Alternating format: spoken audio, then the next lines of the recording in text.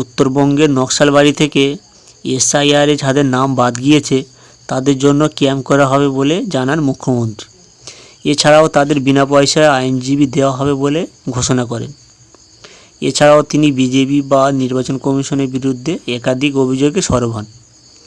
তবে আজকের এই ঘোষণার পর যাদের এর মধ্যে এসআইআর থেকে নাম বাদ গিয়েছে, আজকেও তো একাধিক জায়গা তারা আন্দোলন করছিল রাস্তা আটকে। তবে এদের মধ্যে আর্থিক অবস্থা যাদের খুব দুর্বল, তাদের জন্য এই বিনা পয়সা আইনজীবী পাওয়া যে কতখানি উপকার হবে একমাত্র তারাই বুঝবে। এইসব মানুষগুলির জন্য খুব দরকার ছিল এই ধরনের সহযোগিতা। এমনিতে যাদের নাম বাদ গিয়েছে তারা খুব দুশ্চিন্তার মধ্যে রয়েছে। তারপরে এই আইনজীবী, আদালত, মামলা সব মিলে তারা আতঙ্কিত ছিল। সেখানে মুখ্যমন্ত্রী এই ঘোষণার পর সেই সব মানুষগুলো মুখ্যমন্ত্রীর এই মানবিক পদক্ষেপ তারা হয়তো ভুলবে না বলে মনে হয়।